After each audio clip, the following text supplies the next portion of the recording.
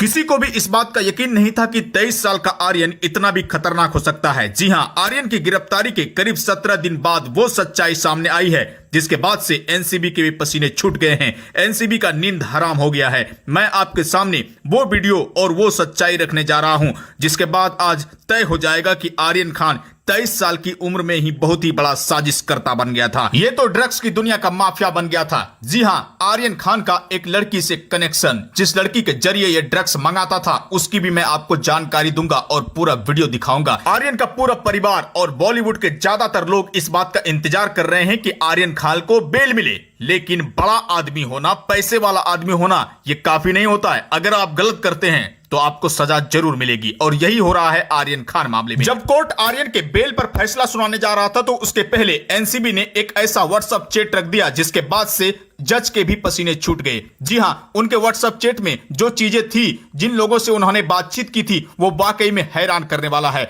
जिसके बाद जज ने अपना फैसला बदल लिया और फिर उनको बेल दिया ही नहीं। जी हां, अब उम्मीद यह जताई जा रही है कि आर्यन खान को बेल नहीं मिलने वाला है क्योंकि उनके कारनामे परत दर परत खुलते जा रहे हैं और एनसीबी पूरी तरीके से मजबूत हो रही है। एनसीबी के वकील ने जो कुछ भी कोर्ट में रखा वो आर्यन को जेल की हवा खिलाने के लिए काफी है। जी हां, आर्यन खान की गिरफ्तारी 20 समंदर से हुई थी। रात के अंधेरे में किस तरीके से ये लड़का पार्टी कर रहा था और पार्टी के वक्त ही एनसीबी ने छापा मारा, इन लोगों को नशे की हालत में गिरफ्तार किया और सूत्र बता रहे हैं कि आर्यन खान के चश्मे के नीचे से ड्रग्स बरामद हुए और मुनमुन धमेजा के सैनिटरी पैड से भी ड्रग्स को निकाला गया। और फिर मैं बात कर रहा हूं अरबाज मर्चेंट का। अरबाज मर्चेंट एक पुराना नाम है जो कि ड्रग्स की दुनिया में पूरी तरीके से सक्रिय है।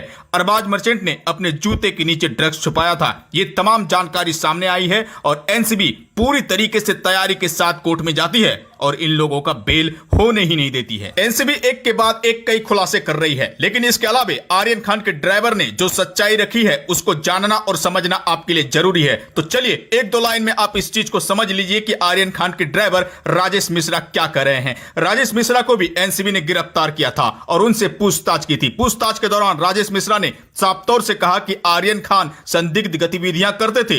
वो अमूमन सिगरेट पिया करते थे। जब घर में रहते थे तो उनके घर मन्नत के नीचे एक तहखाना है, वहां जाकर वो सिगरेट पिया करते थे।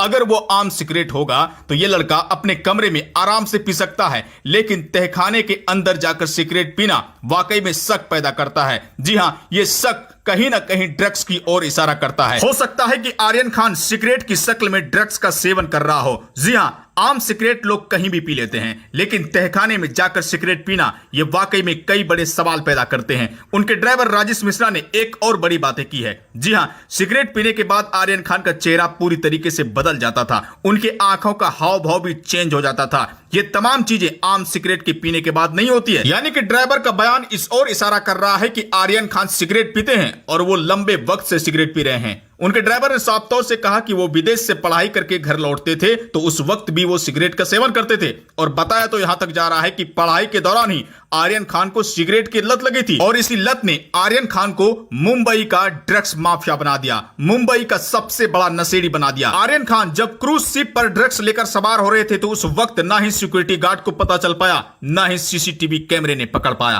क्योंकि आर्यन खान इतना शातिर है। उनका सातिराना तरीका वाकई में किसी के भी आंखों में धूल झोंक सकता है। जी हां, ड्रग्स को छुपाने का तरीका वाकई में बहुत ही खतरनाक है। चश्मे के नीचे यह लड़का ड्रग्स छुपाकर सीप के अंदर घुसता है। इसके अलावा इनके कई दोस्त ड्रग्स लेकर सीप के अंदर जाते हैं। रात के अंधेरे में पार्टी शुरू होती है। पार्टी के पहले ड्रग्स का सेवन किया जाता है। नशे में धुत ये लोग रहते हैं। फिर उसके बाद एनसीबी छापा मारती है। आर्यन समेत 8 लोगों को एनसीबी गिरफ्तार करती है और गिरफ्तारी के बाद पूरे देश में बवाल हो जाता है। बवाल इसलिए भी होता है क्योंकि शाहरुख खान का बेटा ड्रग्स मामले में गिरफ्तार हुआ है। आर्यन कई बार एनसीबी की नजरों से फिसल चुके थे, लेकिन एनसीबी की पैनी नजर ने आर्यन को अब की बार गिरफ्तार कर ही लिया। पहले से पता था कि आर्यन सीप पर सवार होगा और वहां पर ड्रग्स की पार्टी होगी और फिर पहले से बिछाए गए जाल में आर्यन खान समेत 8 लोग फंस गए। पार्टी के वक्त उस कमरे से क्या बरामद हुआ है? एनसीबी ने बरामद किया है और उन्हीं के पास ये सारी चीजें हैं, लेकिन चीजें पब्लिक में भी आ गई है। पब्लिक डोमेन में ये चीजें आ गई है और चर्चा का विषय है। दोस्तों, पहली चीजें ये है कि ड्रग्स मिला है, ये बात सबको पता है। वो ड्रग्स कहां से मिला है, एक दो लाइन में समझिए। वो ड्रग्स चश्मे के नीचे से मिला है। आर्यन खान के बारे में जो सूत्रों के मुताबिक खबरें आ रही है कि आर्यन खान अपने चश्मे के नीचे ड्रग्स छुपाकर उस शिप पर चढ़ता है। उस वक्त एनसीबी को भी मालूम नहीं होता है कि चश्मे के नीचे ड्रग्स है। वहां के सिक्योरिटी गार्ड को भी पता नहीं चलता है, कैमरे की नजर में भी वो चीजें नहीं आती है। लेकिन एनसीबी पहले से कंफर्म थी कि कुछ चीजें शिप पर होने वाली है। जी हां, बीच समंदर में जब जहाज गया तो पार्टी शुरू हो गई।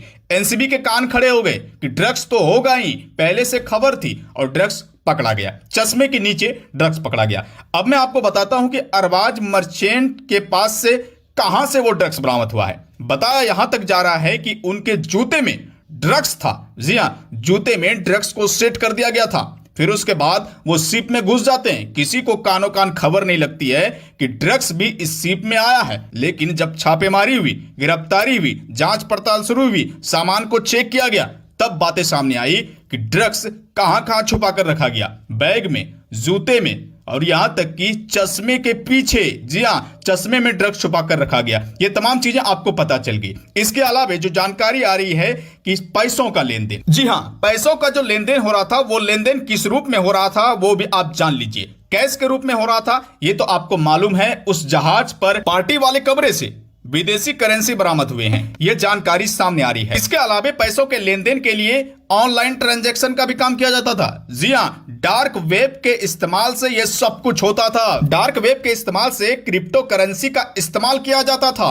जी हां, क्रिप्टो करेंसी आपको पता है ना, बिटकॉइन, जो कि पूरी तरीके से अवैध है। ऐसे ही कुछ करेंसी है जिसका इस्तेमाल गलत कारोबार के लिए किया जाता है। आप इस बात को समझिए कि ड्रग्स मामले में किस तरीके से डार्क वेब का इस्तेमाल किया जाता था और पैसों का लेन देन किया जाता था। डार्क वेब को एक दो लाइन में समझिए। डार्क वेब फेयर चीज के लिए इस्तेमाल नहीं किया जाता है। ये सरकार की निगरानी में नहीं होती है। ये एक ऐसा तरीका है जो तरीका पूरी तरीके से अवैध है और इस तरीके का इस्तेमाल काली दुनिया के लिए, काले कारोबार के लिए किया जाता है। अब आप समझिए कि किस तरीके से ये लोग सरकार और एजेंसी की आंखों में धूल झोंकते हैं और अपना काम निकालते हैं। ये चीजें इतनी खतरनाक है, इतनी सीक्रेट है कि पल पल लोकेशन बदलता है, पल पल डाटा बदलता है।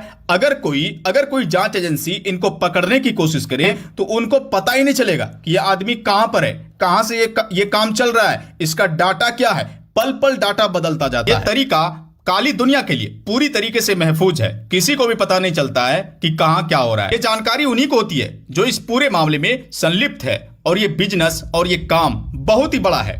दुनिया में यह धड़ल्ले से चल रहा है, लेकिन सरकार और प्रशासन नहीं पकड़ पा रही है। उम्मीद है कि इस पूरे मामले में बड़ी कार्रवाई होगी। आर्यन खान की गिरफ्तारी, मुनमुन धमेचा की गिरफ्तारी, अरबाज मर्चेंट की गिरफ्तारी ने अब तय कर दिया है कि जितने भी बड़े लोग हैं, अब बड़े लोगों को भी एनसीबी नहीं छोड़ने वाली है। जी हां, इंडिया में ड्रग्स का जो कारोबार है वो तेजी से फैलता जा रहा है और जिम्मेवारी एनसीबी के हाथ में है कि किस तरीके से इसको रोका जाए, कंट्रोल किया जाए। और यही वजह है कि लगातार ऐसे मामलों में संलिप्त लोगों की गिरफ्तारी हो रही है। दोस्तों, इस वीडियो को ज्यादा से ज्यादा शेयर कीजिए ताकि बॉलीवुड और ड्रग्स की दुनिया के काले कारोबार का पर्दाफाश हो सके। वीडियो को लाइक कीजिए। आगे के अपडेट के लिए चैनल को जल्दी से सब्सक्राइब कीजिए। नमस्कार।